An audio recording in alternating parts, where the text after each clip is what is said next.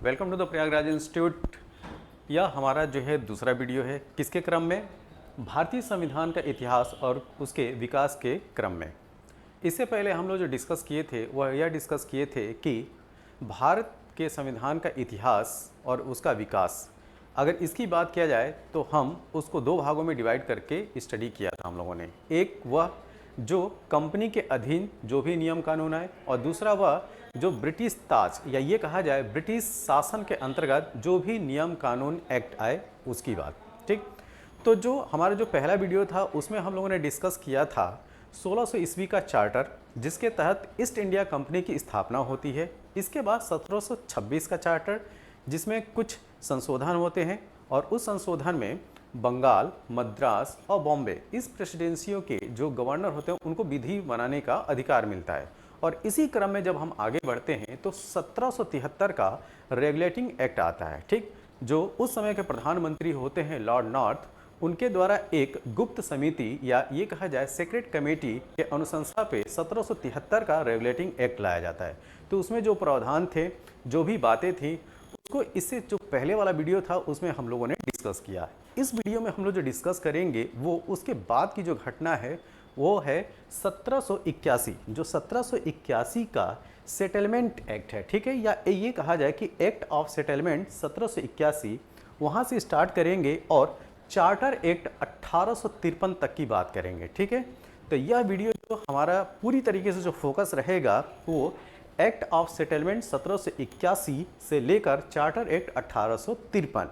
यह वह दौर रहता है जब कंपनी का जो है पूरी तरीके से शासन जो है वो भारत के क्षेत्र पे रहता है। और जब हम इसके बाद मतलब कि जो नेक्स्ट वीडियो आएगा उसमें हम लोग बात करेंगे 1858 के एक्ट से लेकर 1947, मतलब कि भारत की आज़ादी तक का जो सफ़र है उस बीच में क्या क्या जो है एक्ट अधिनियम आते हैं उनके बारे में। लेकिन इस वीडियो में हम क्या करेंगे, एक्ट ऑफ सेटलमेंट 1781 से लेकर चार्टर एक्ट 1853, जो कि कंपनी के अधीन ये सब होते हैं, इनके बारे में हम जो है चर्चा पर चर्चा करेंगे। तो सबसे पहले हम स्टार्ट करेंगे एक्ट ऑफ सेटलमेंट 1781 से। तो अब जैसा कि मैंने बताया कि इसमें जो हमारा इस वीडियो में जो डिस्कशन होगा उसमें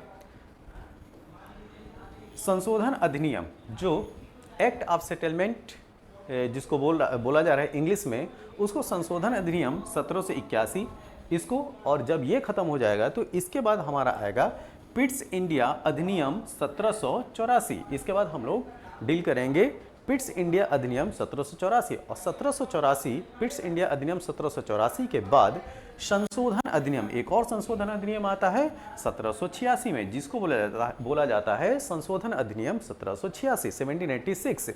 इसके बाद चार्टर एक्ट का जो है क्रम स्टार्ट होता है। कैसे?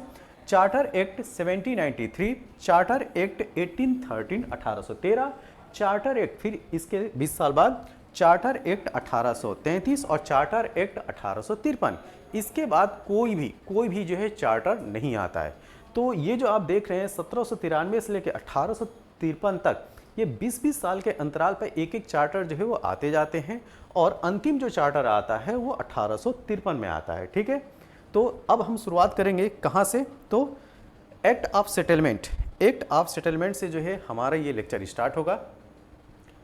अब बात ये आती है कि 1773 में रेगुलेटिंग एक्ट तो आ चुका होता है, तो 1773 में जब रेगुलेटिंग एक्ट आ चुका होता है तो फिर एक और संशोधन अधिनियम बोला जाए या एक्ट बोला जाए, उसको लाने की ज़रूरत क्या। जैसे कि पिछले वीडियो में मैंने बताया था कि जो ये कंपनी के रहते हुए जो भी ये सब नियम कानून या एक्ट आए, ठीक, या ये कहा जाए नियमन किया गया, रेगुलेट किया गया, इसकी ज़रूरत ये थी कि कंपनी जो है वो अनियमित तरीके से काम करती थी और भ्रष्टाचार जो है वो व्यापक तौर पे यहाँ पे व्याप्त था। तो इन्हीं सब कमियों को दूर करने के लिए जो है समय समय पर कोई ना कोई अधिनियम, एक्ट, चार्टर आते रहे। ठीक, तब इस क्रम में जो एक्ट ऑफ सेटलमेंट है 1773 के बाद 1781 में आता है। ठीक है, तो 1781 में आने के पीछे इसका कारण वही जो मैंने बताया, क्या कि रेगुलेटिंग एक्ट 1773 में अंतर्निहित गंभीर व्यवहारिक, ठीक है, मतलब सीरियस बात की जा रही है, गंभीर व्यवहारिक दोषों को दूर करने के लिए ब्रिटिश संसद के प्रवर समिति, जो ब्रिटिश संसद की जो प्रवर समिति है उसके अध्यक्ष एडमंड बर्क, ये नाम याद रखना है, एडमंड बर्क की अध्यक्षता में, या ये कहा जाए उनके सुझाव के आधार पर इस एक्ट का प्रावधान लाया गया। ठीक है, तो जो एडमंड बर्क है उन्हीं का सुझाव था कि एक संशोधन अधिनियम लाया जाए, या ये कहा जाए एक्ट ऑफ सेटलमेंट 1781 लाया जाए। किस लिए लाया जाए? जो रेगुलेटिंग एक्ट 1773 में जो कमियां थे उनको दूर करने के लिए। ठीक है, अब इसे जो है कुछ अन्य नामों से भी जाना जाता है, जैसे संशोधनात्मक अधिनियम ये भी, या बंगाल जुडिकेचर एक्ट। क्या? Bengal judicature act 1781। तो अगर आपको अन्य नाम देखने को मिलते हैं इसके, क्या एक्ट ऑफ सेटलमेंट 1781, तो अन्य नाम क्या देखने को मिल सकते हैं? संशोधनात्मक अधिनियम 1781 या बंगाल जुडिकेचर एक्ट 1781। तो ये जो है पॉइंट आपको याद रखना है। तो इस स्लाइड में जो इंपॉर्टेंट है, जो अध्यक्ष हैं उनका नाम याद रखिएगा। अध्यक्ष कौन? Edmund Burke. ठीक, और इसके जो अन्य नाम, क्या? संशोधनात्मक अधिनियम या बंगाल जुडिकेचर एक्ट। अब चलते हैं दूसरा पॉइंट। अब इसके जो प्रमुख बिंदु हैं, प्रमुख बिंदु में कि एक्ट ऑफ सेटलमेंट के अधीन बंगाल, ध्यान दीजिएगा, एक्ट ऑफ सेटलमेंट अधिनियम के अधीन जो बात आई, इसमें बंगाल, बिहार और उड़ीसा के जो दीवानी क्षेत्र हैं, ठीक है, बंगाल, बिहार और उड़ीसा के जो दीवानी क्षेत्र हैं या प्रदेश हैं, उनके लिए गवर्नर जनरल विधि निर्मित कर सकता था। ठीक है, तो अब गवर्नर जनरल को जो है वो पावर दी गई कि जो बंगाल, बिहार और उड़ीसा के जो दीवानी क्षेत्र हैं उनके लिए भी अगर कानून की बात की जाएगी, विधि निर्माण की बात की जाएगी, तो वो विधि निर्माण जो है गवर्नर जनरल कर सकते हैं। इसके साथ में सर्वोच्च न्यायालय के लिए आदेशों और विधियों के संपादन में, ये बहुत इंपॉर्टेंट पॉइंट है। ठीक है, इसमें जो भारतीयों की बात की जा रही है, ठीक, तो सर्वोच्च न्यायालय जो सुप्रीम कोर्ट है उसके जो भी आदेश आएंगे या जो विधि की बात की जाएगी, नियम की बात की जाएगी, उसके संपादन में क्या किया जाएगा? भारतीयों के धार्मिक, ये बहुत इंपॉर्टेंट है, भारतीयों के धार्मिक व सामाजिक रीति रिवाजों, परंपराओं को ध्यान में रखने का आदेश दिया गया। तो जो निर्णय सुनाया जाएगा उस निर्णय में यहाँ के जो धार्मिक और सामाजिक जो रीति रिवाज हैं उनका भी ख्याल रखना जो है वो जरूरी कर दिया गया। किसमें? एक्ट ऑफ सेटलमेंट 1781 में। इसके साथ में जो गवर्नर जनरल इन काउंसिल है, ठीक है, गवर्नर जनरल इन काउंसिल है, ठीक, वो कलकत्ता की सरकार को बंगाल, बिहार और उड़ीसा के लिए भी विधि बनाने का प्राधिकार, मतलब कि अधिकार प्रदान किया गया। अब कलकत्ता की सरकार को विधि बनाने के 2 स्रोत प्राप्त हो गए। अब यहाँ पे जो कलकत्ता की सरकार की जो बात की जा रही है वो एक्चुअली में बात की जा रही है गवर्नर जनरल को। ठीक, तो अब इसको जो है 2 स्रोत कैसे प्राप्त हो गए? एक स्रोत कौन सा? एक स्रोत जो है रेगुलेटिंग एक्ट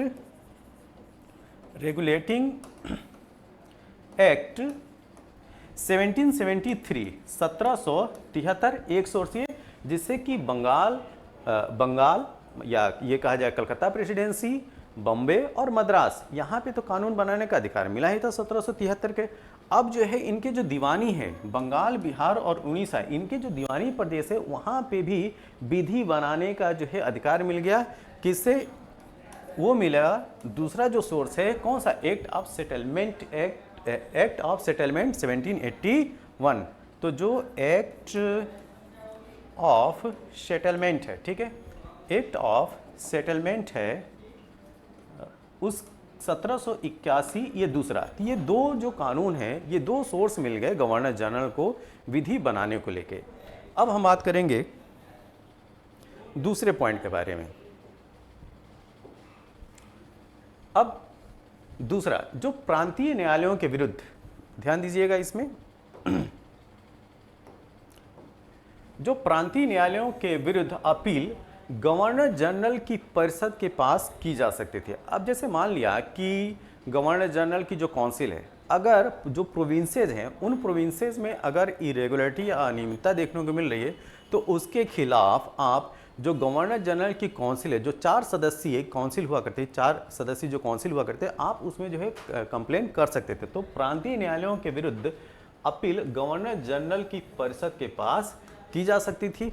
और दूसरी बात, 5,000 पाउंड या अधिक मामले, ठीक है, 5,000 पाउंड या इससे अधिक के अगर मामले हैं तो डायरेक्ट आप कहाँ पे पहुँच सकते हैं, ब्रिटिश सम्राट के पास ऐसे मामलों को भेजा जा सकता है। और ये बात किस में कही जा रही है, ध्यान दीजिएगा, ऊपर हेडिंग है एक्ट ऑफ सेटलमेंट 1781 में। अब दूसरी बात, जो सर्वोच्च न्यायालय है, सर्वोच्च न्यायालय की शक्ति को सीमित किया गया। कैसे सीमित किया गया सर्वोच्च न्यायालय की शक्ति को, इसकी जो रेवेन्यू पावर थी, ठीक है, उसको कम किया गया। कैसे, उसकी जो राजस्व अधिकारिता थी, ठीक है, मतलब रेवेन्यू के ऊपर जो उसका जो निर्णय या अधिकार की जो बात की थी उसको जो समाप्त कर दिया गया 1781 के इस एक्ट में। और स्थानीय नियमों को ध्यान में रखकर नए कानूनों को प्रवर्तित करने का निर्देश दिया गया। जो स्थानीय कानून हैं उनको भी अपने अपने निर्णयों में लेने की बात कही गई। किसके लिए, सर्वोच्च न्यायालय के लिए। और जो रेवेन्यू पावर है, ठीक है, राजस्व अधिकारिता थी, उसको भी इसमें समाप्त कर दिया गया सर्वोच्च न्यायालय के रेफरेंस से। तो सर्वोच्च न्यायालय की जो राजस्व अधिकारिता थी वो भी खत्म किया गया और इनको जो स्थानीय नियम हैं उनको अपने निर्णयों में शामिल करने की बात की गई। तो यह जो है ये इसका दूसरा इंपॉर्टेंट पॉइंट है। अब हम बात करेंगे नेक्स्ट स्लाइड के बारे में। इसमें हम बात करेंगे कि इसका इम्पॉर्टेंस क्या हुआ, ठीक है। तो इम्पॉर्टेंस वही जो इसकी जो प्रमुख बातें उभर के आई। तो जो इसमें क्या, तो रेगुलेटिंग एक्ट के अनेक विवादों और कठिनाइयों को दूर कर दिया इसने, ठीक है। बहुत सारे जो डिस्प्यूट्स हुआ करते थे उसको इसने जो है दूर किया। इसके साथ इसका उद्देश्य सरकार को और मजबूत बनाना, ठीक है। सरकार, कहाँ की सरकार, ब्रिटिश गवर्नमेंट की बात की जा रही है, ब्रिटिश क्राउन की बात की जा रही है, ठीक है, उसको और मजबूत बनाना और राजस्व की समस्या का भी समाधान करना, ठीक है। एक्चुअली में जो ईस्ट इंडिया कंपनी थी उसमें सबसे बड़ी प्रॉब्लम जो निकल के आ रही थी वो राजस्व को लेकर, ठीक है, राजस्व को लेकर। और करप्शन जो है अपनी चरम सीमा पे था और इसी को दूर करने के लिए यही जो इरेगुलरिटीज़ थी, यही जो करप्शन थे कंपनी के अंदर, उन्हीं को दूर करने के लिए जो है यह एक्ट जो है वो आते रहे। तो जो 1781 का एक्ट ऑफ सेटलमेंट है, इसका उद्देश्य सरकार को मजबूत बनाना था और इसने राजस्व की समस्या का भी समाधान किया।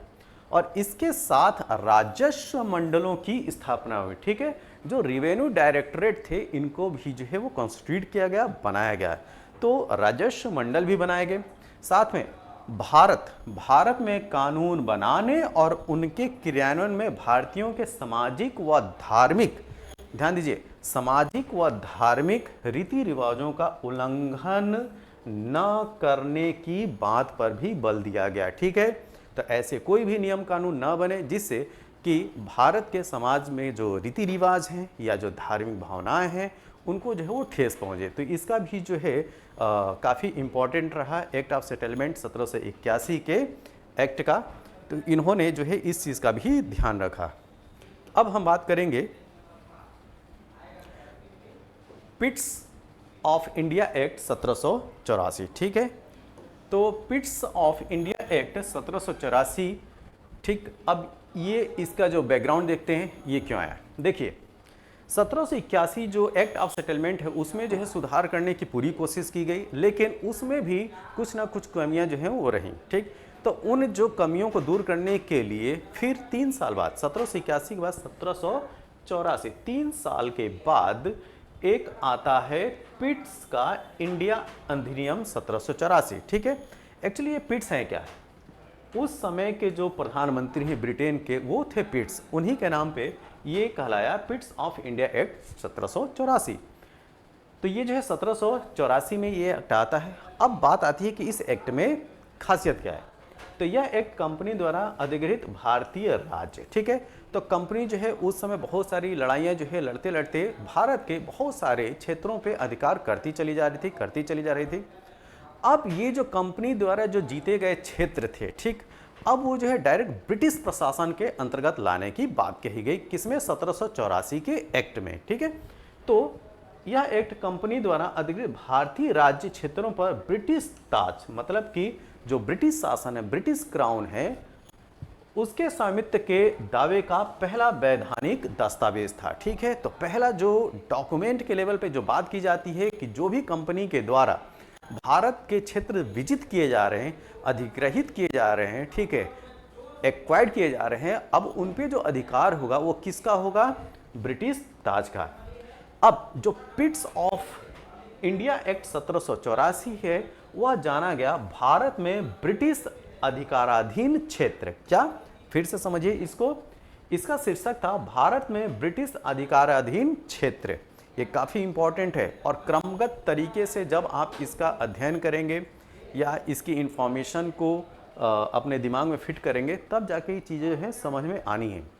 तो इसी वजह से इस वीडियो को देखने से पहले जो इसके पहला वाला वीडियो है उसको देखना जरूरी है। ठीक है, और उस वीडियो की जो लिंक है डिस्क्रिप्शन बॉक्स में जो है आपको मिल जाएगी। उस वीडियो को पहले देखिए, फिर इस वीडियो को देखिएगा।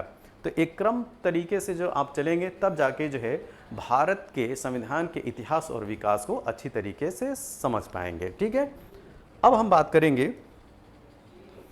बात करेंगे दूसरे स्लाइड में। अब जो 1784 का पिट्स एक्ट था, उसके जो है इम्पॉर्टेंट जो प्रोविजंस थे उसके बारे में बात करेंगे। उसके इम्पॉर्टेंट प्रोविजंस थे क्या? तो इस एक्ट के माध्यम से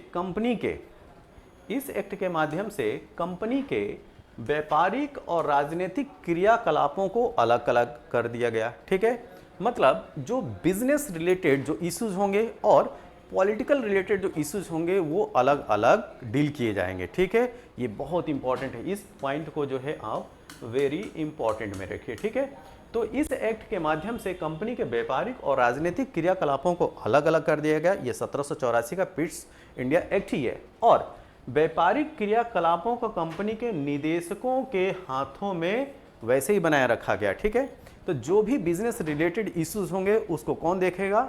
वो उसको देखेंगे कंपनी के निदेशक मंडल। मतलब कि जो आप 1773 में सुनते आए हैं क्या, कोर्ट ऑफ डायरेक्टर। ठीक है, कोर्ट ऑफ डायरेक्टर।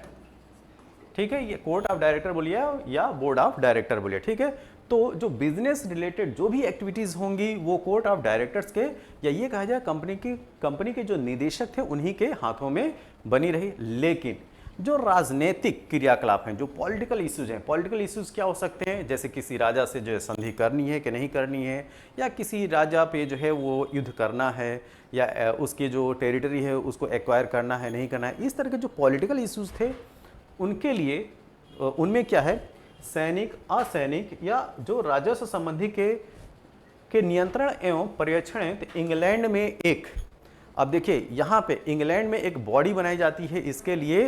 वह बॉडी होती है 6 सदस्य। ठीक है, उसमें जो है वो 6 मेंबर होते हैं, जिसको नियंत्रक मंडल या बोर्ड ऑफ कंट्रोल, ध्यान दीजिए ये क्या, बोर्ड ऑफ कंट्रोल। तो जो पॉलिटिकल इश्यूज होंगे कंपनी के वो कौन डील करेगा? बोर्ड ऑफ कंट्रोल करेगा। और उसमें सदस्य संख्या कितनी? 6। ठीक, और जो व्यापारिक क्रियाकलाप हैं कंपनी के वो कौन देखेगा?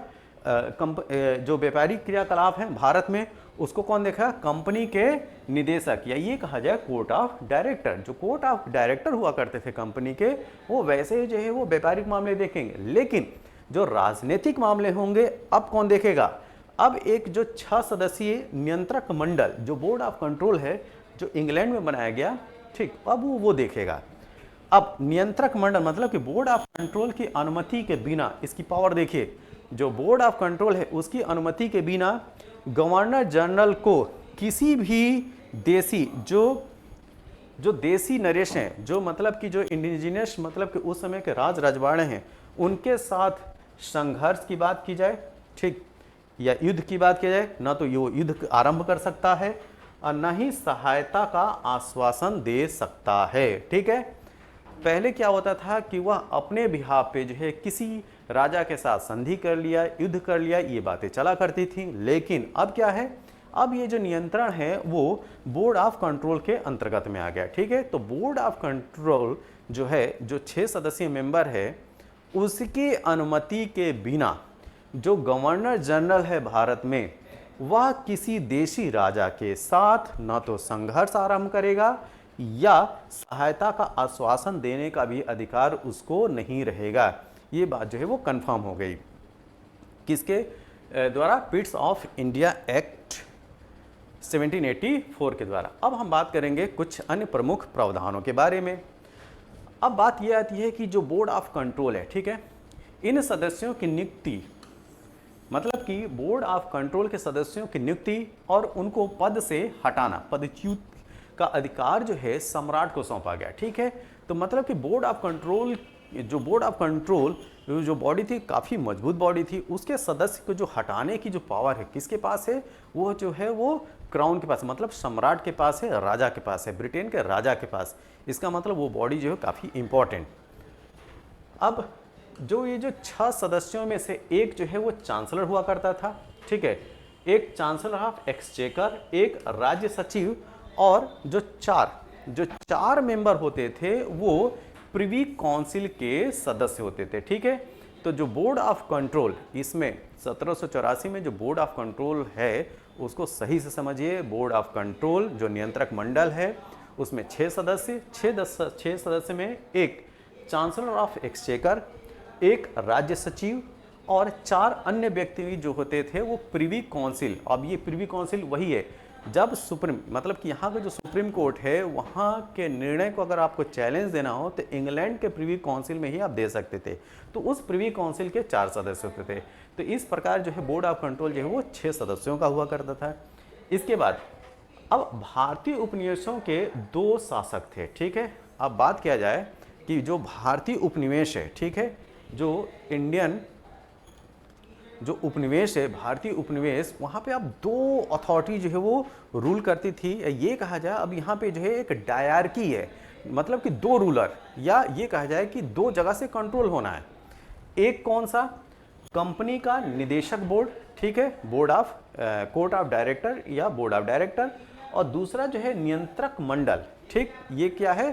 Board of control. ठीक, बोर्ड ऑफ कंट्रोल जो कि सम्राट के माध्यम से हुआ करता था। तो यहाँ पे 2 चीज़ें दिखाई पड़ रही, एक कंपनी और एक क्राउन। यहाँ पे देखिए कंपनी और क्राउन। ठीक, कंपनी में निदेशक बोर्ड, ठीक है, बोर्ड ऑफ डायरेक्टर, और दूसरा जो है नियंत्रक मंडल जो सम्राट के माध्यम से कंट्रोल होना था, जिसमें 6 जो है वो सदस्य हुआ करते थे नियंत्रक बोर्ड ऑफ कंट्रोल में। और बोर्ड ऑफ कंट्रोल सुपरविजन किसके सुपरविजन में? सम्राट के सुपरविजन में। अब ये जो कंडीशन है, ठीक, जो 1784 का पिट्स ऑफ इंडिया एक्ट है, इसमें जो ये जो बात है यह बनी रही 1858 ईस्वी तक। ठीक है, जब तक कि 1858 का एक्ट नहीं आता। ठीक है, जब तक 1858 का एक्ट नहीं आता तब तक ये सब प्रोविजन जो है वैसे ही बने रहते हैं। अब चलते हैं हम लोग नेक्स्ट स्लाइड पे। पिट्स इंडिया एक्ट के अन्य प्रावधानों में अगर बात किया जाए तो गवर्नर जनरल की जो परिषद, जैसा कि हम जानते हैं कि गवर्नर जनरल और उसकी परिषद में 4 मेंबर हुआ करते थे। ठीक है, अब यहाँ पे भी जो है वो छेड़खानी की जाती है, यहाँ पे भी जो है वो चेंजेस किए जाते हैं। क्या चेंज किए जाते हैं?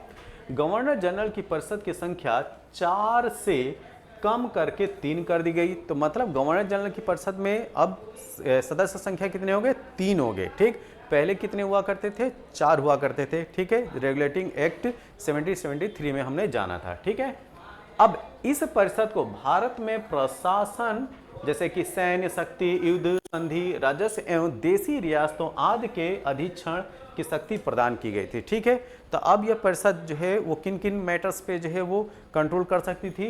क्या? सैन्य शक्ति, युद्ध, संधि, राजस्व एवं देशी रियासतों आदि के अधीक्षण की शक्ति इसको प्रदान की गई थी।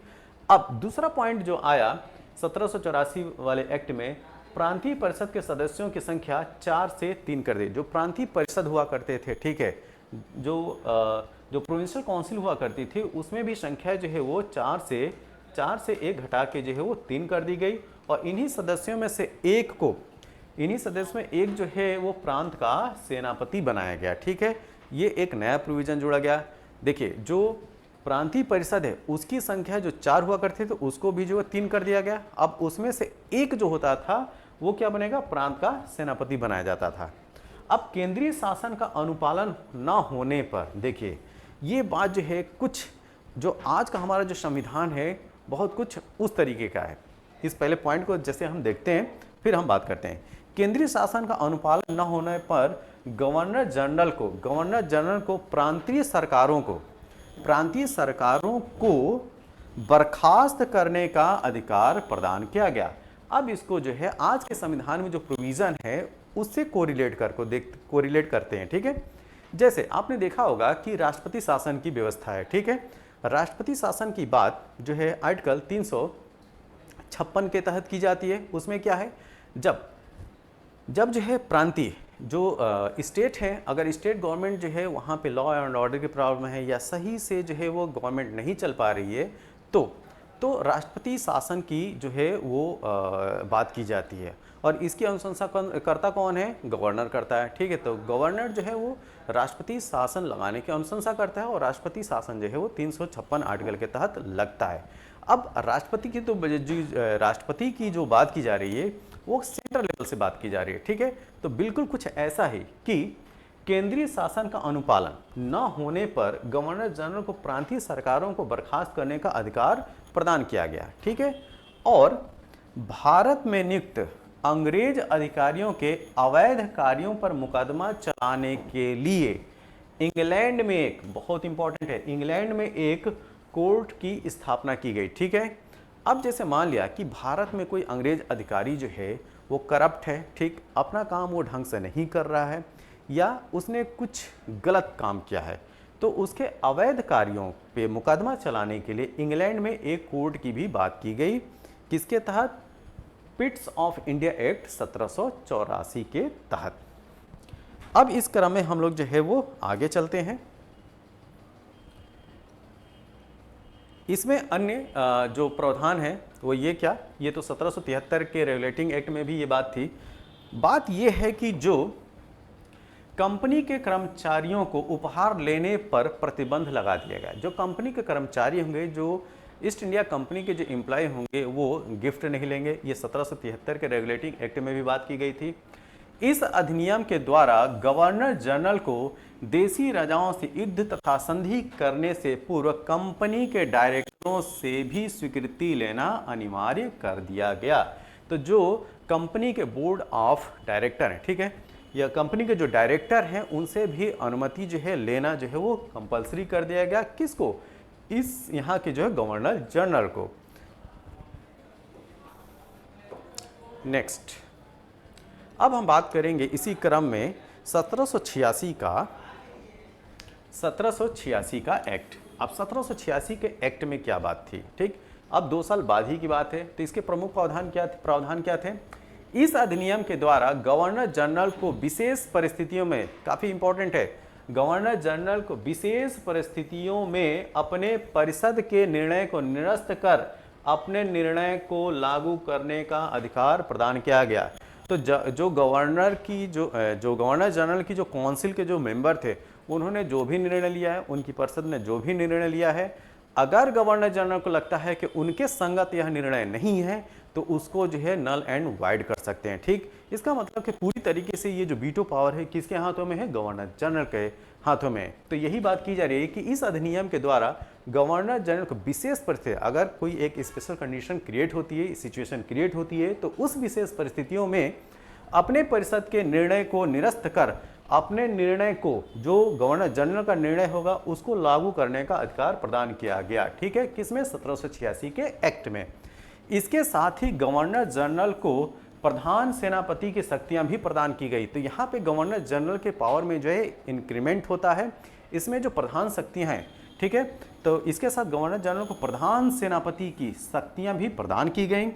और दोनों अधिकार सबसे पहले अगर बात किया जाए तो ये दोनों अधिकार सबसे पहले किसको मिलते हैं, तो उस समय मिलते हैं गवर्नर जनरल लॉर्ड कॉर्नवालिस को। ठीक, तो लॉर्ड कॉर्नवालिस को ये दोनों शक्तियां प्राप्त होती हैं। कौन सी, एक ये कि विशेष परिस्थितियों में वह अपने परिषद के निर्णय को निरस्त कर सकता है, ठीक है, और अपने निर्णय को लागू कर सकता है। और दूसरा ये कि गवर्नर जनरल जो है वो प्रधान सेनापति की शक्तियां जो होंगी वो गवर्नर जनरल के हाथों में होंगी। तो इस तरीके से ये जो शक्ति जिसे मिलती है वो होता है लॉर्ड कॉर्नवालिस को ये शक्ति प्राप्त होती है। अब इसी क्रम में हम लोग चलेंगे 1793 के चार्टर एक्ट में। अब हम बात करेंगे कि 1793 का जो चार्टर एक्ट है उसके प्रमुख प्रावधान क्या। तो इस अधिनियम के माध्यम से कंपनी के अधिकारों को 20 वर्ष के लिए और बढ़ा दिया गया, ठीक है। तो 1793 पे हम चल रहे हैं, ठीक। तो कंपनी का अधिकार 20 वर्ष अगर इसमें जोड़ेंगे तो कितना हो जाएगा 1813, ठीक। तो अधिकारों को 20 वर्ष के लिए बढ़ा दिया गया, ओके। अपनी परिषद के निर्णयों को रद्द करने की शक्ति जो लॉर्ड कॉर्नवालिस को दी गई थी उसे आने वाले गवर्नर जनरल तथा गवर्नरों को भी दिया गया। तो मतलब जो 1786 में जो पावर मिली थी गवर्नर जनरल को, उसको जो है एज सच बना के रखा गया, किसमें 1793 के चार्टर एक्ट में। और वह पावर क्या थी कि जो गवर्नर जनरल की जो काउंसिल होती थी उसके निर्णय को जो हो रद्द कर सकता है और गवर्नर जनरल अपने निर्णय को जो हो लागू करवा सकता है, ठीक है। अब इस एक्ट के द्वारा जो नियंत्रक मंडल है, मतलब कि बोर्ड ऑफ कंट्रोल, जिसमें सदस्य संख्याओं की संख्या कितनी थी 6, ठीक है। तो इस एक्ट के द्वारा नियंत्रक मंडल बोर्ड ऑफ कंट्रोल के सदस्यों को भारतीय राजस्व से वेतन देने की व्यवस्था की गई, ठीक है।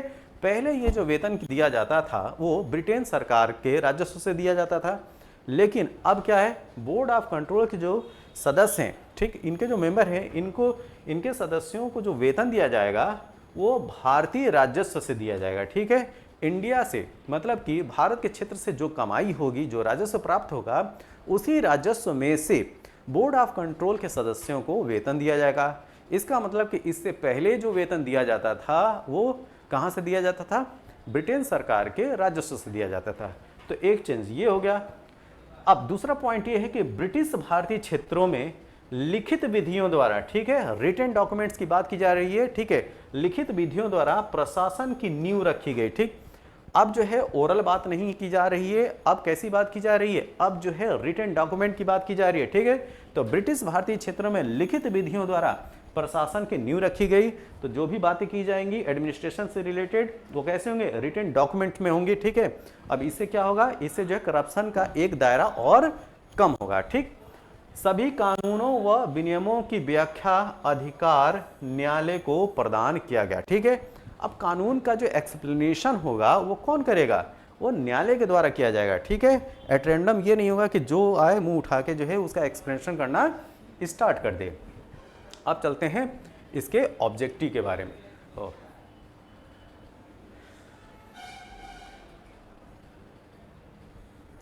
अब हम बात करेंगे 1813 के चार्टर के बारे में, ठीक है।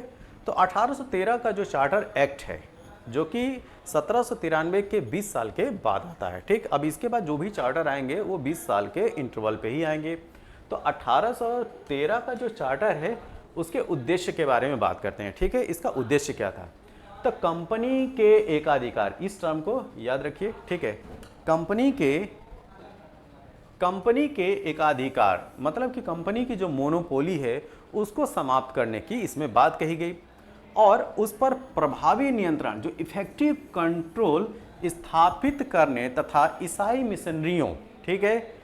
इसमें देखिए पहली बात जो कीवर्ड्स है आपको याद रखना है, मोनोपोली, कंपनी के मोनोपोली को समाप्त करने और उस पर इफेक्टिव कंट्रोल मतलब प्रभावी नियंत्रण स्थापित करने तथा ईसाई मिशनरियों की भारत में और अधिक ऑटोनॉमी या स्वायत्तता प्रदान करने के लिए यह चार्टर या राजलेख पारित किया गया।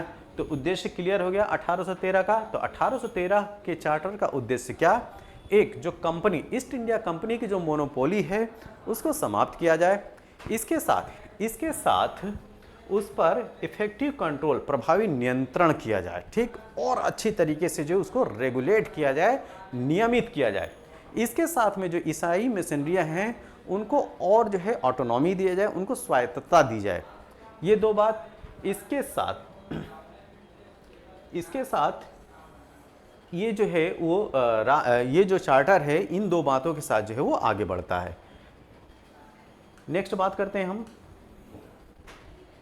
इसके प्रमुख प्रावधानों की बात किया जाए। ठीक, इस चार्टर के द्वारा, ठीक, मोनोपोली आएगी तो कैसे आएगी इसको देखते हैं। ठीक, इस चार्टर के द्वारा पहली बार ईसाई मिशनरियों को भारत में धर्म प्रचार की अनुज्ञा दी गई, मतलब आज्ञा दी गई, परमिशन दिया गया है। तो अगर आपसे पूछा जाए कि ईसाई मिशनरियों को सबसे पहले किस चार्टर के तहत आज्ञा दी गई, तो ये है 1813 का चार्टर एक्ट। ठीक, तो पहली बार ईसाई मिशनरियों को जो है आज्ञा दी गई, परमिशन दी गई। दूसरा पॉइंट, कंपनी के व्यापारिक एकाधिकार जो मोनोपोली थी ईस्ट इंडिया कंपनी की, उसको समाप्त कर दिया गया। इसको हमने उद्देश्य में भी डिस्कस कर चुके हैं इन दोनों पॉइंट्स को। और सभी ब्रिटिश जनों को व्यापार करने का अधिकार दिया गया। ठीक, अब ऐसा नहीं कि केवल और केवल जो है ईस्ट इंडिया कंपनी जो है वो व्यापार करेगी, जी नहीं। अब इसके अलावा, मतलब ब्रिटिश ईस्ट इंडिया कंपनी, इसके अलावा जो ब्रिटिश सिटीजन थे वो भी जो है यहाँ पे व्यापार कर सकते थे, ट्रेड कर सकते थे। ठीक है, कंपनी के चीन के साथ व्यापार और चाय के व्यापार, चीन की बात कीजिए, चाइना, ठीक है, तो चाइना के साथ ट्रेड और चाय, ठीक, टी, चाय के साथ व्यापार के एक अधिकार को बनाए रखा गया। ठीक है, अभी भी ईस्ट इंडिया कंपनी का जो व्यापार पे जो कंट्रोल होगा चाइना के साथ, ठीक, और चाय का वो पूरी तरीके से ईस्ट इंडिया कंपनी का ही होगा। इस पे इसकी मोनोपोली जो है बना के रखी है। इसके अलावा जितनी भी बातें थी उसको जो है उसको समाप्त कर दिया गया ट्रेड से रिलेटेड ईस्ट इंडिया कंपनी का। और इसके साथ में जो लोग थे, मतलब जो ब्रिटिश आम जन थे, उनको भी परमिशन दिया गया, किसके लिए, ट्रेड करने के लिए। ठीक, लेकिन चीन के साथ, चाइना के साथ व्यापार और चाय के व्यापार का एक अधिकार जो मोनोपोली था वो कंपनी के हाथों में ही रहा। इसको भी याद रखिएगा। अब जो बहुत बार बार जो प्रश्न पूछा जाता है आपसे वो ये वाला पॉइंट है। ठीक, क्या पॉइंट है, भारतीयों की शिक्षा पर प्रतिवर्ष 1 लाख रुपए खर्च करने का उपबंध किया गया है।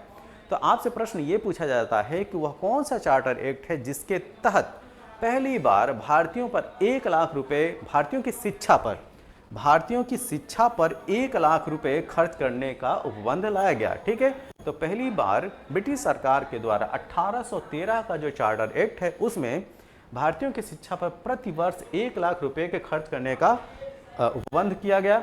और स्थानीय, दूसरा पॉइंट इसको जरूर याद रखिएगा। ठीक है, 1 लाख रुपए का खर्च। स्थानीय स्वायत्त शासी संस्थाओं को करारोपण का अधिकार दिया गया है। जो तीसरा पॉइंट इसमें आपको देखने को मिल रहा है, ये जो नेक्स्ट पॉइंट जो देखने को मिल रहा है आप लोग को, वो ये है कि जो यहाँ की जो लोकल बॉडी हैं वो भी टैक्स इम्पोज कर सकती हैं। ठीक है, तो करारोपण मतलब कि टैक्स वसूलना, टैक्स लगाने का जो अधिकार है यहाँ की जो लोकल बॉडीज़ हैं उनको भी दिया गया है। ठीक है, तो इस बात को भी जरूर याद रखिए। ये 1813 का ही चार्टर एक्ट है जिसमें स्थानीय स्वायत्त शासी जो संस्थाएं हैं उनको करारोपण मतलब टैक्स लगाने का अधिकार दिया गया। ठीक है, अब चलते हैं अगले पॉइंट पे। अन्य प्रमुख प्रावधानों में अगर बात किया जाए तो इस चार्टर के द्वारा कलकत्ता, बॉम्बे, मद्रास सरकार द्वारा जो निर्मित विधियों का ब्रिटिश संसद ये एंट्री होती है। ठीक है, पार्लियामेंट के, ब्रिटिश पार्लियामेंट के जो ब्रिटिश संसद द्वारा अनुमोदन अनिवार्य कर दिया गया है। ठीक है, जो भी नियम कानून जो भी आप लेके आइए आप ला सकते हैं, लेकिन जो ब्रिटिश संसद है बिना उसके अनुमोदन के बिना वह जो कानून है वो लागू नहीं हो सकता। तो इस राजलेख मतलब 1813 का जो चार्टर है उसमें बात ये की गई कि कलकत्ता, बम्बई और मद्रास सरकार द्वारा निर्मित विधियों जो भी नियम कानून बनाए, ठीक, जो भी नियम कानून बनाए और लाएं उसका ब्रिटिश संसद के द्वारा अनुमोदन या ये कहा जाए आज्ञा मिलना जो है वो अनिवार्य है। अगर आज्ञा नहीं मिलती है, उनके द्वारा अनुमोदित नहीं किया जाता है, तो वह जो विधि होगी वो नल एंड वाइड हो जाएगी, वो बेकार हो जाएगी, वो लागू नहीं होगी। ठीक है, तो ब्रिटिश संसद, ब्रिटिश पार्लियामेंट की अनुमति लेना जो है वो कंपलसरी कर दिया गया है। दूसरी बात ये कहेगी कि ब्रिटिश सम्राट की स्वीकृति से कंपनी को गवर्नर जनरल, देखिए यहाँ पे पॉइंट क्या है, यहाँ पे पॉइंट ये रखी जा रही है कि जो कंपनी है, जो ईस्ट इंडिया कंपनी है, गवर्नर जनरल, गवर्नर तथा प्रधान सेनापति की नियुक्ति का अधिकार दिया गया है। ठीक, केवल इतने पॉइंट को देखिए। क्या? कंपनी को गवर्नर जनरल, गवर्नरों और प्रधान सेनापतियों की नियुक्ति का अधिकार दिया गया, लेकिन ब्रिटिश सम्राट की स्वीकृति से। अगर ब्रिटिश सम्राट की स्वीकृति है, परमिशन है, तो ईस्ट इंडिया कंपनी मतलब कंपनी गवर्नर जनरल, गवर्नर और जो चीफ कमांडर हैं, जो प्रधान सेनापति हैं, उनकी नियुक्ति कर सकती है। लेकिन टर्म एंड कंडीशन क्या है? वहां पे ब्रिटिश सम्राट की स्वीकृति का होना कंपलसरी है। अगर उनकी स्वीकृति नहीं है तो वो काम ये नहीं कर सकते। अब हम चलते हैं 20 साल और आगे, और 20 साल आगे चलेंगे तो कौन सा चार्टर एक्ट आएगा? जी हाँ, चार्टर एक्ट आएगा 1833 का। तो 1813 के बाद इसी क्रम में हम लोग पढ़ेंगे 1833 का चार्टर एक्ट। अब इसकी बैकग्राउंड की बात करते हैं, भूमिका की बात करते हैं। ठीक है, देखिए, जो कंपनी का अधिकार है 20 वर्ष के लिए पुनः बढ़ा दिया गया। तो 1833 के बाद अब ये कहाँ तक चलेगा? 1853 तक चलेगा।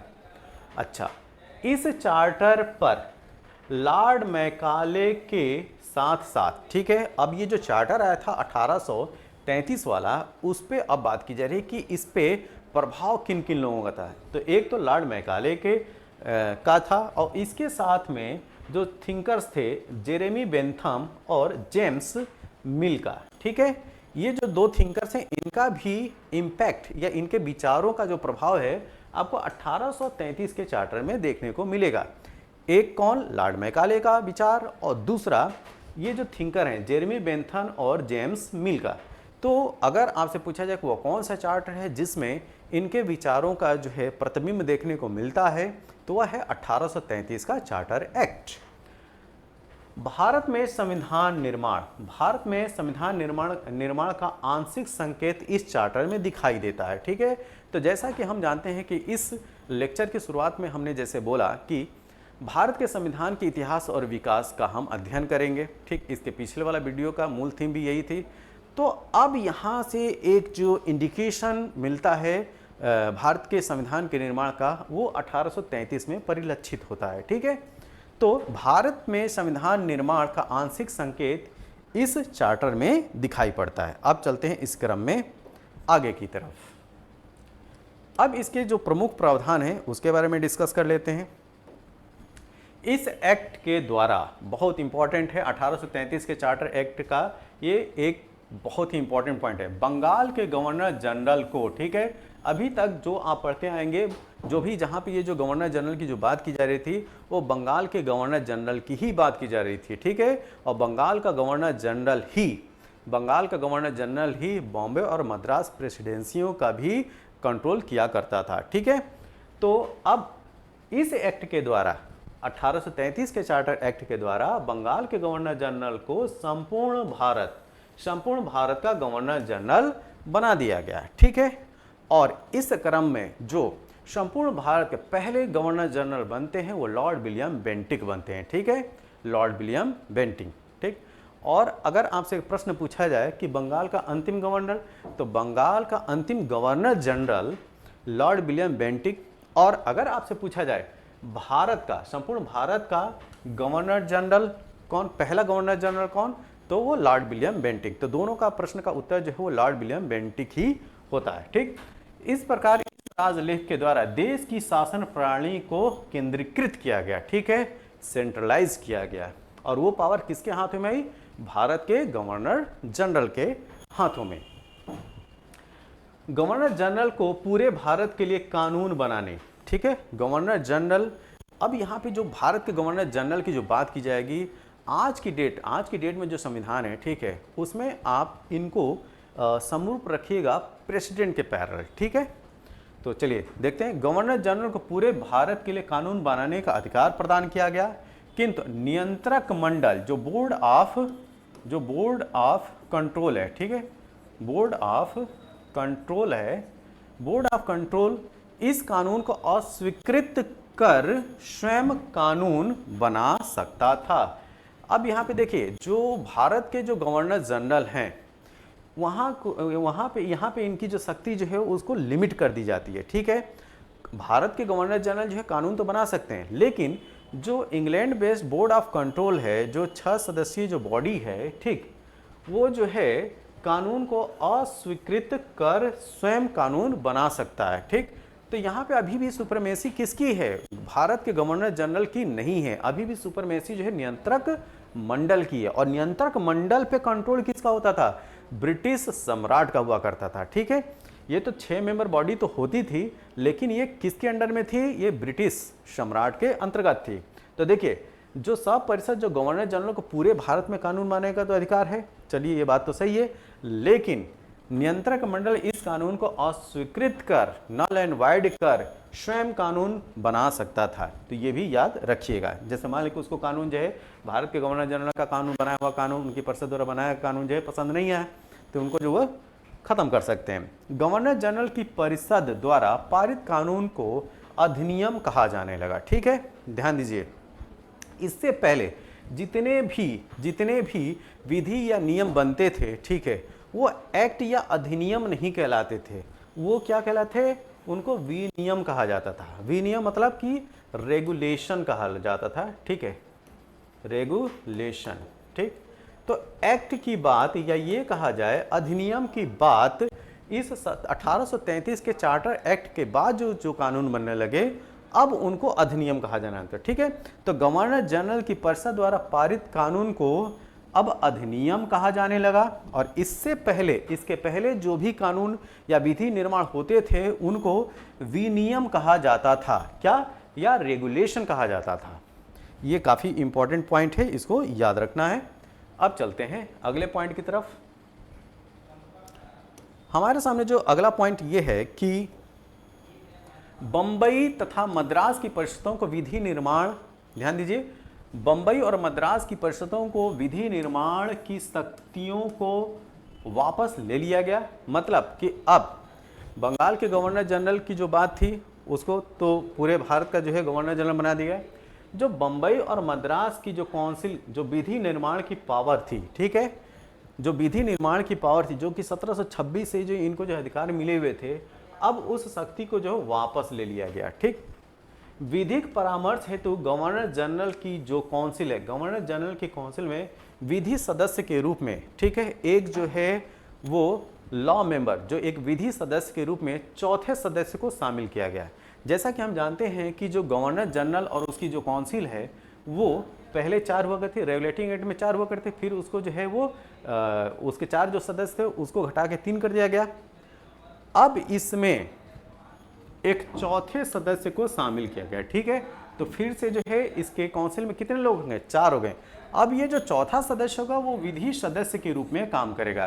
किसके रूप में काम करेगा? विधि सदस्य के रूप में काम करेगा। ठीक है, और उसे केवल परिषद की बैठकों में भाग लेने, ठीक है, परिषद की जो भी बैठकें होंगी, जो गवर्नर ऑफ काउंसिल की जो बैठकें होंगी उसमें वो पार्टिसिपेट कर सकता है, लेकिन वह वोट नहीं कर सकता। जो है वोटिंग राइट का अधिकार, उसको मतदान करने का अधिकार नहीं होगा। बिल्कुल अटॉर्नी जनरल और कंट्रोलर ऑडिटर जनरल की तरीके से ये दोनों जो हैं वो पार्लियामेंट, संसद में बैठ सकते हैं, लेकिन मतदान करने का अधिकार नहीं होता है। तो उसी तरीके से विधिक परामर्श, मतलब कि जो न्यायिक एडवाइस है, वो गवर्नर जनरल की परिषद में विधि सदस्य के रूप में चौथे सदस्य को शामिल किया गया, और परिषद की बैठकों में भाग लेने का अधिकार दिया गया। जो भी परिषदों की काउंसिल्स की जो मीटिंग हुआ करेगी उसमें वो बैठेंगे, लेकिन क्या नहीं करेंगे? वो मतदान नहीं करेंगे। ठीक, अब इसके साथ कंपनी के व्यापारिक एकाधिकार को,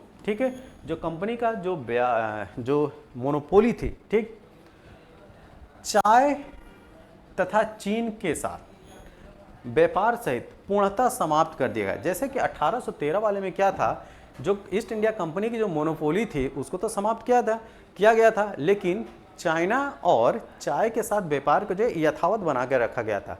लेकिन जो 1833 का जो चार्टर एक्ट आता है उसमें पूरी तरीके से उसकी मोनोपोली को जो खत्म कर दिया जाए। इसमें जो है चीन, चाइना और चाय के व्यापार को भी समाप्त कर दिया गया। ये भी अधिकार उनके से छीन लिया गया। अब इसके साथ कंपनी के प्रशासनिक और राजनीतिक जो दायित्व जो है वो सौंपे गए। अब कंपनी जो है वो कंपनी की तरह से नहीं, मतलब कि व्यापार जो बिजनेस हैं उनको ही नहीं डील करेगी। अब वो क्या करना है, उसको जो है एडमिनिस्ट्रेटिव और पॉलिटिकल इशू जो है डील करना होगा। प्रशासनिक और राजनीतिक रिस्पॉन्सिबिलिटी सौंपी गई किसके तहत? 1833 के चार्टर एक्ट के तहत। अब हम चलते हैं नेक्स्ट जो इसके जो इम्पोर्टेंट प्रोविज़न है, प्रावधान है, उसके बारे में बात करते हैं। ठीक, विधियों के संहिताकरण के लिए, ठीक है, ठीक, ध्यान दीजिए, विधियों के संहिताकरण के लिए गवर्नर जनरल को एक आयोग गठित करने का प्राधिकार दिया गया। ठीक, ये बहुत इंपॉर्टेंट है। और इसी के तहत 1834 में लॉर्ड मैकाले की अध्यक्षता में, ठीक, लॉर्ड मैकाले की अध्यक्षता में एक चार सदस्यीय प्रधान विधि आयोग का गठन किया गया। ठीक है, तो फर्स्ट लॉ कमीशन, अगर भारत में बात की जाए कि फर्स्ट लॉ कमीशन जो है वो किसकी अध्यक्षता में कॉन्स्टिट्यूट किया गया? तो लॉर्ड मैकाले की अध्यक्षता में। और किस चार्टर में ये बात की गई थी? 1833 के चार्टर में। ठीक है, तो 1833 के चार्टर के अनुसार 1834 में, मतलब एक साल बाद, लॉर्ड मैकाले की अध्यक्षता में एक 4 सदस्यीय, ठीक है, 4 मेंबर एक विधि आयोग का गठन किया गया। और इस एक्ट के द्वारा भारत में दास प्रथा, ये बहुत इंपॉर्टेंट है, भारत में दास प्रथा को विधि के विरुद्ध, ठीक है, विधि के विरुद्ध जो है घोषित कर दिया गया। मतलब जो स्लेवरी है, ठीक है, उसको जो है ख़त्म किया गया इसी एक्ट के तहत। और 1843 में का जो नियम 5 है उसमें इसको पूरी तरीके से उन्मूलित कर दिया गया। ठीक है, तो इस 1833 में जो है दास प्रथा को ख़त्म करने की भी बात की गई। इसके साथ इस अधिनियम की जो धारा 87 है, ठीक है, धारा 87 है, उसके तहत कंपनी के अधीन सरकारी पदों के चयन में, ठीक है, जो कंपनी के अंडर में जो गवर्नमेंट पोस्ट हैं, गवर्नमेंट ऑफिशियल्स हैं, जो सरकारी अधिकारी हैं, सरकारी पद हैं, उनके चयन में किसी व्यक्ति को धर्म, जन्म स्थान, मूल वंश या रंग के आधार पर अयोग्य, ध्यान दीजिए, रंग के आधार पर अयोग्य न ठहराए जाने का उपबंध किया गया। ये बिल्कुल जो है, जो आज की डेट का हमारा जो संविधान है, जिसमें फंडामेंटल राइट्स की बात की जाती है, और फंडामेंटल राइट में जो मौलिक अधिकार हैं, मौलिक अधिकार में राइट टू इक्वलिटी की बात की जाती है, उसके ये समरूप ये बात है। ठीक है, उसमें भी जो है सेक्स, कास्ट, क्रीड के बर्थ प्लेस के बेस पे जो है आप डिस्क्रिमिनेट नहीं कर सकते। ठीक, उसी तरीके की बात जो 1833 का चार्टर एक्ट है, उस अधिनियम की जो धारा 87 के तहत कंपनी के अधीन सरकारी पदों के चयन में किसी व्यक्ति को धर्म, जन्म स्थान, मूल वंश या रंग के आधार पर आप अयोग्य घोषित नहीं कर सकते। ठीक है, तो ये कुछ ग्लिम्स, अगर ये कहा जाए, यह एक झलक जो है एक वर्तमान जो हमारा जो संविधान है उस तरीके का देखने को यहाँ पे मिल रहा है। अब चलते हैं आगे। अन्य प्रमुख प्रावधानों में क्या? गवर्नर जनरल की परिषद को राजस्व के संबंध में, ध्यान दीजिए, जो गवर्नर जनरल की जो काउंसिल है उसको राजस्व के संबंध में पूर्ण अधिकार प्रदान करते हुए, ठीक है, कंप्लीट अथॉरिटी देते हुए, ठीक, गवर्नर जनरल को संपूर्ण देश के लिए एक ही बजट, पूरे देश के लिए जो है एक ही बजट तैयार करने का अधिकार भी दिया गया। ये 1833 के चार्टर एक्ट में ही बात की जा रही है। ठीक है, तो गवर्नर जनरल की परिषद को राजस्व के संबंध में पूर्ण अधिकार प्रदान करते हुए गवर्नर जनरल को संपूर्ण देश के लिए एक ही बजट का जो प्रावधान किया जाता है वो 1833 के बजट में ही किया जाता है। अब चलते हैं आगे। नेक्स्ट, अब हम बात करेंगे इस लेक्चर का जो अंतिम एक्ट है, वो चार्टर एक्ट है, वो 1853 का चार्टर एक्ट। ठीक है, तो जो 1853 का जो चार्टर एक्ट है उसकी बैकग्राउंड के बारे में बात करते हैं। तो 1853 का चार्टर अधिनियम भारतीयों द्वारा कंपनी की प्रतिक्रियावादी, मतलब यहाँ के जो लोग हैं उनके रिएक्शन में 1853 में जो बातें आएंगी वो यहाँ के लोगों के रिएक्शन का प्रतिबिंब आपको देखने को मिलेगा। ठीक है, तो गवर्नर जनरल लॉर्ड डलहौजी, द्वारा कंपनी के शासन में सुधार है प्रस्तुत रिपोर्ट के संदर्भ में पारित किया गया। ठीक है, तो जो 1853 का जो चार्टर एक्ट है उसमें दो बातें आपको देखने को मिलेंगी। एक तो लॉर्ड डलहौजी की बातें, जो सुधारवादी बातें वो जो करेगा वो, और दूसरा ये जो भारत के जो लोग हैं उनकी जो रिएक्शन है, ठीक है, वो भी जो है इस 1853 के चार्टर एक्ट में देखने को मिलेगा।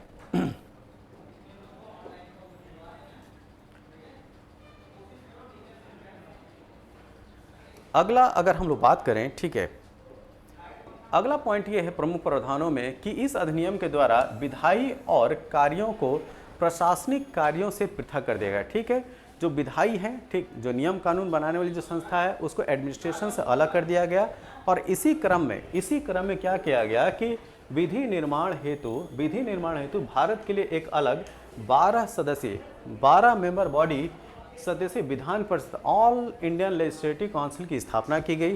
तो ऑल इंडिया लेजिस्लेटिव काउंसिल की जो बात की जाती है वो 1853 के चार्टर के अंतर्गत ही की जाती है, और विभिन्न क्षेत्रों व प्रांतों के प्रतिनिधियों को इसका सदस्य बनाकर सबसे पहले क्षेत्रीय प्रतिनिधित्व का सिद्धांत लागू किया गया। ठीक है, तो क्षेत्रीय प्रतिनिधित्व के सिद्धांत की बात भी जो 1853 के चार्टर एक्ट में की जाती है। इसके साथ विधान परिषद का प्रमुख कार्य, विधान परिषद जो वो लेजिस्लेटिव काउंसिल है उसका काम क्या होगा, देश के लिए विधि बनाना, मतलब कानून बनाना, लेकिन इस विधि को अधिनियम एक्ट बनने के लिए गवर्नर जनरल, जैसे मैंने बताया था ना कि जो गवर्नर जनरल, भारत के ये जो गवर्नर जनरल है आज के राष्ट्रपति के समरूप है। ठीक है, पूरी तरीके से नहीं लेकिन समरूप है। ठीक है, तो जैसे राज्यसभा लोकसभा से जब कोई कानून जो है पास होता है, ठीक है, जब कोई बिल पास होता है तो कानून बनने के लिए क्या होना है, प्रेसिडेंट का एसेंट चाहिए होता है। ठीक, उसी तरीके से जो विधान परिषद के प्रमुख कार्य देश के लिए विधि बनाना, लेकिन इस विधि को अधिनियम एक्ट बनने के लिए गवर्नर जनरल की अनुमति, मतलब कि एसेंट का आवश्यक होना जरूरी था। जब तक गवर्नर जनरल की एसेंट या अनुमति नहीं मिली तब तक वो कानून नहीं बनेगा। ठीक है, तो ऐसी विधियों को गवर्नर जनरल वीटो भी कर सकता था। ठीक है, अब यहाँ पे बात वीटो का क्या मतलब, जैसे चलिए जो लेजिस्लेटिव काउंसिल है उसने कानून तो बनाया, लेकिन वो कानून जो है वो एक्ट तभी बनेगा जब गवर्नर जनरल की अनुमति होगी। अगर गवर्नर जनरल ने उसको अनुमति नहीं दिया तो उसको नल एंड वाइड माना जाएगा, वो खत्म, वो निरस्त भी हो जाएगा। तो ये चीज़ याद रखिएगा, उसके पास वीटो पावर भी थी। इसी क्रम में जो है आगे के जो प्रमुख प्रावधान है उसके बारे में बात करते हैं। बंगाल के प्रशासनिक कार्यों के लिए एक पृथक लेफ्टिनेंट गवर्नर नियुक्त किया गया। ठीक है, एक लेफ्टिनेंट गवर्नर की बात जो है वो 1853 के ही चार्टर एक्ट में की गई।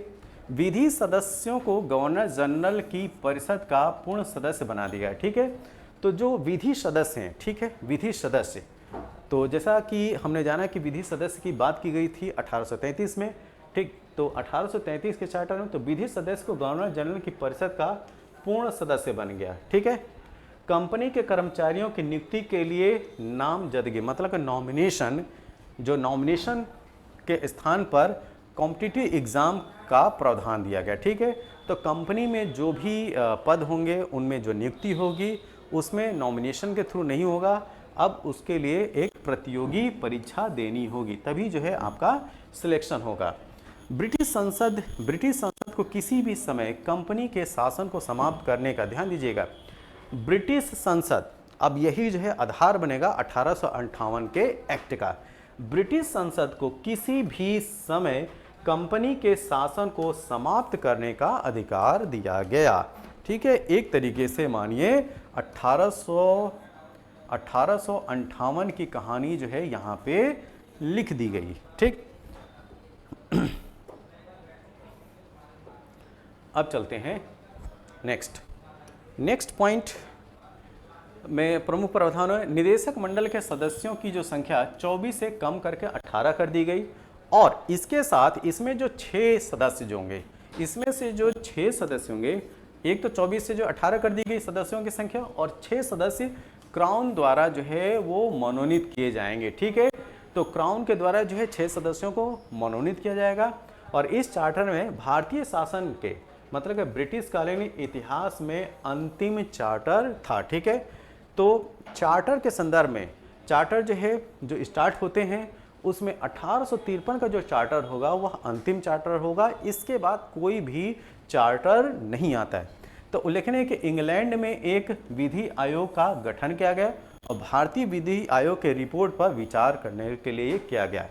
तो 1853 का जो चार्टर है, यह चार्टर भारत में तो विधि आयोग था ही पहले से 1833 के चार्टर आयोग के 1833 के चार्टर से, लेकिन 1853 के चार्टर में से क्या आता है, इंग्लैंड में एक विधि आयोग की बात की जाती है। ठीक है, तो इंग्लैंड में जो विधि आयोग बनता है वो 1853।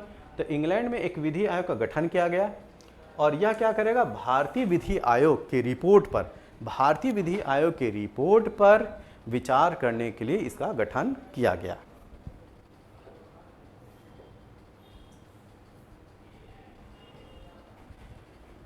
आज हमने इस वीडियो में जाना 1781 एक्ट ऑफ सेटलमेंट से लेकर 1853 चार्टर एक्ट के बारे में। अगला जो वीडियो होगा वो हमारा रिलेटेड होगा 1858 के अधिनियम से हम स्टार्ट करेंगे और भारत की आज़ादी 1947 का जो अधिनियम आता है वहाँ तक हम बात करेंगे।